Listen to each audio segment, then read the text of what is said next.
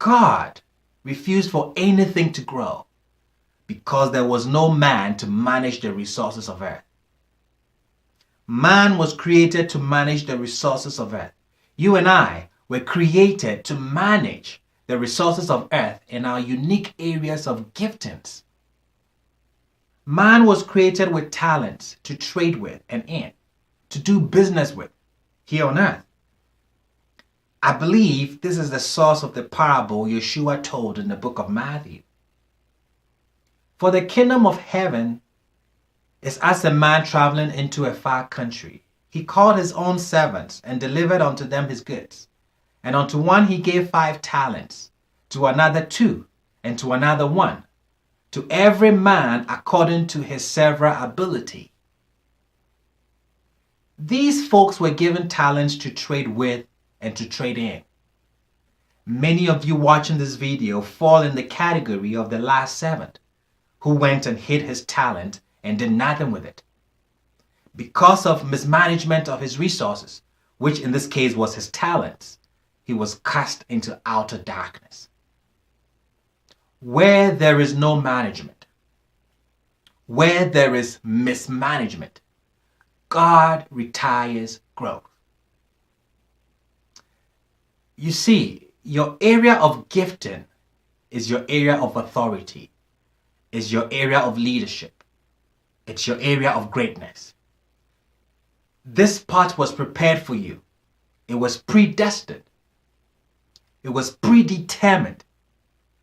That is why when the brothers brought their mother to petition that greatness be bestowed on them, trying to pick leadership slots they preferred, he tells them, to sit on my right hand or on my left is not mine to give, but it shall be given to them for whom it is prepared of my Father.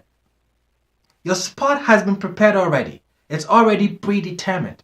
You cannot take anyone's place or choose and pick. However, it's not automatic that you sit at your spot. When his disciples were struggling for leadership and greatness, he tells them, you want to be great. You want to be a leader. You want to be celebrated. Are you sure? You don't know what you ask, he says. We desire things we don't understand.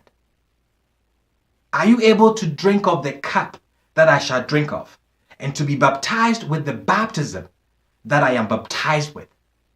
This young rabbi asks his students. What is he asking them? Do you know the process? What it takes? Are you willing to pay the price? Do you know the cost? To get to your spot, you have to pay a price. You have to be a slave to your gift. You have to stay up late, preparing your gift, training, developing, refining your gifts. You see, the slave goes to bed after the master.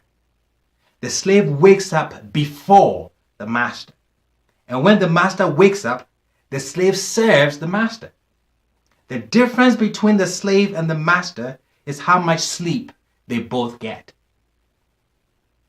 Sleep has robbed many of their destiny. Sleep. It has robbed many of their destiny. Let me give you an example close to home. We have talked about the Jordans and the LeBrons for a while now. Now let's celebrate one of our own. This fine gentleman in the shot is Kwame Ametepe. You may know him as m.anifest. This gentleman's work ethic since we were kids in school till date, impressive. An all-round student, hands down. When you retire to bed at night, m.anifest is up, slaving over his gift. You went to bed before he did, but he wakes up before you. He is the slave. You turn on your TV, sitting comfortably in your couch with your glass of wine, legs crossed, and m.anifest serves you his gift. You are his master. You clap and you celebrate him. That's the name, celebrity. You're celebrating his gift. Who are we celebrating? The slave, not the master. The person slaving over his gift is the one that we celebrate. Listen carefully to his lyrics. Omodwen semada, but they lie bad.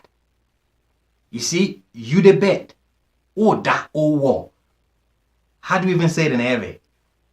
Yes, that one. Sleep has robbed man of destiny. The two brothers who sent their mother to petition that greatness and leadership be bestowed on them could not stay up at the most crucial moment of their mentorship. Then Jesus went with his disciples to a place called Gethsemane, and he said to them, "Sit here while I go over there and pray." He took Peter and the two sons of Zebedee along with him, and he began to be sorrowful and troubled. Then he said to them, "My soul is overwhelmed with sorrow to the point of death. Stay here and keep watch with me." This is his last lesson to teach them. Stay up with me, he tells them, and observe and learn from this principle. But they couldn't stay up. Then he returned to his disciples and found them sleeping. "Couldn't you men keep watch with me for 1 hour?" he asked Peter. "Don't sleep, Peter. Sons of Zebedee, don't sleep. Could you not stay awake with me? I found my passion. I found my gift, my talent, and I have slaved over it for 3.5 years. It's time to serve it. I want you to learn from this lesson, Peter. Find something that keeps you awake." Leaders don't sleep. But they could not. He went away a second time and prayed. When he came back, he again found them sleeping because their eyes were heavy. So he left them and went away once more and prayed the third time. Then he returned to the disciples and said to them, "Are you still sleeping and resting? Look, the hour has come." Some of you just want greatness bestowed on you, but you're not in love with the process. You see, when the lion sees a gazelle that's wounded, it does not attack it. Why? It's already hurt. Part of being a lion is not just eating gazelles, but the hunt. It's the hunt that the lion is excited about. Real lions like to hunt. They like the process just as much as they like the prize. Solomon says it beautifully in Kohelet.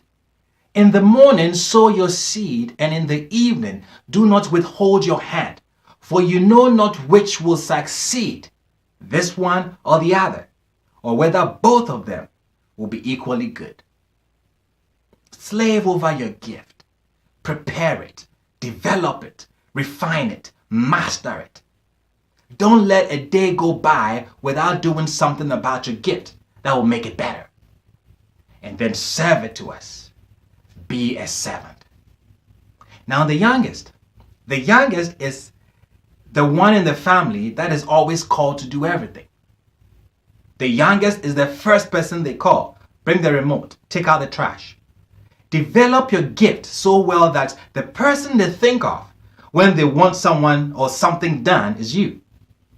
Don't consider this abuse. This is greatness. The others are not producing. You are. That's why they're looking for you. When you make yourself valuable, people look for you. People never make you great. Your gift is what makes you great. The more efficient you serve this gift to the world, the greater you become to the world. Remember, slave, servant, and the youngest, the 3 paradigms to leadership and greatness.